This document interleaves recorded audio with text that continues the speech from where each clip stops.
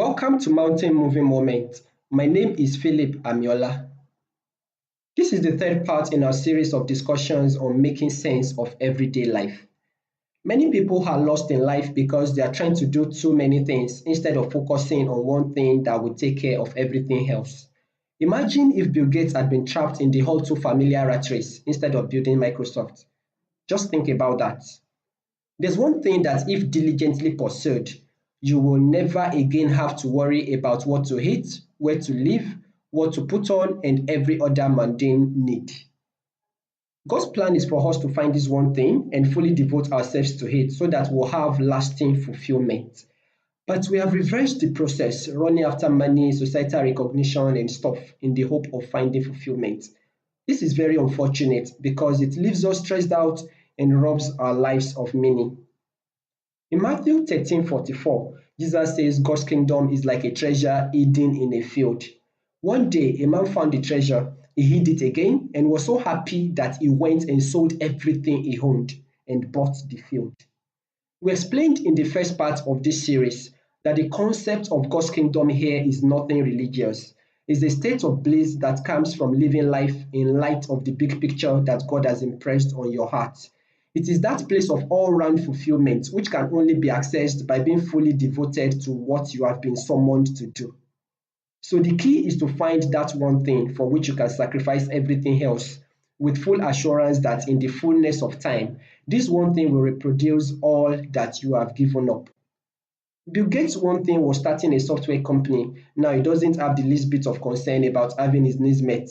Rather, he is focused on meeting the needs of other people across the world through the Bill and Melinda Gates Foundation. David Oyedepo's one thing was going into ministry. Now he has built two world-class universities and is not stopping at that. Among other things, he leads a global movement and sponsors lots of humanitarian projects. But all of that came out of leaving everything else to cultivate his field of hidden treasure. Ibukun Hawoshika's one thing was starting a furniture company. Now she is a globally respected icon in the world of commerce with a long string of achievements, including serving as the first female chairman of Nigeria's Premier Bank. And it all started with finding the one thing that would open the door for everything else. What is your one thing? If you have found it, leave everything else and fully devote yourself to it. If you haven't found it, don't stop seeking until you do. Be encouraged by the words of Jesus in Matthew chapter 7, verses 7 to 8. Continue to ask and God will give to you. Continue to search and you will find. Continue to knock and the door will open for you. Yes, whoever continues to ask will receive. Whoever continues to look will find. And whoever continues to knock will have the door opened for them. So, how do you find that one thing? It's the same way you find anything else, by a relentless search and diligent inquiry. In Luke 15, verse 8, Jesus tells the story of a woman's relentless search for a lost coin. Even though she had 9 left, she wouldn't stop searching until she found the missing piece. Let's read that scripture together. Suppose a woman has 10 silver coins and loses one. Won't she light a lamp and sweep the entire house and search carefully until she finds it? Pause and think about that. Now, let's look at some strategies for embarking on this search. The first strategy is diligent study. The story of William Kamkwamba illustrates this well. If you don't know William Kamkwamba, Google him and watch his TED Talks.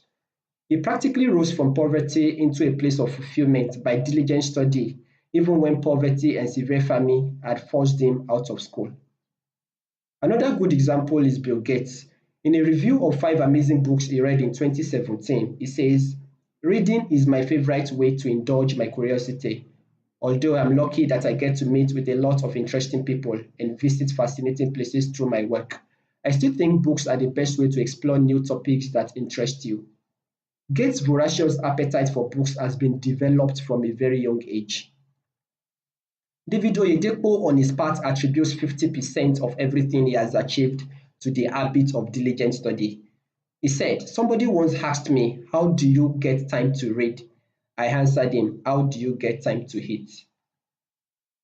Oprah Winfrey's love of books and reading is widely documented. She says, "Books were my path to personal freedom. I learned to read at age 3 and soon discovered there was a whole world to conquer that went beyond our farm in Mississippi. If you check the lives of most super successful people, you will find a similar pattern.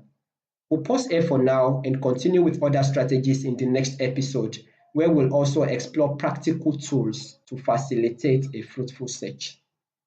Until then, keep living with the consciousness that there is more to your life than making ends meet and simply surviving from day to day. Stop worrying about the little needs of life and go after your big dream. I encourage you to share this message with your loved ones and join the conversation on Twitter with the hashtag Mountain Moving Moment. Feel free to ask your questions too. Thank you and bye for now.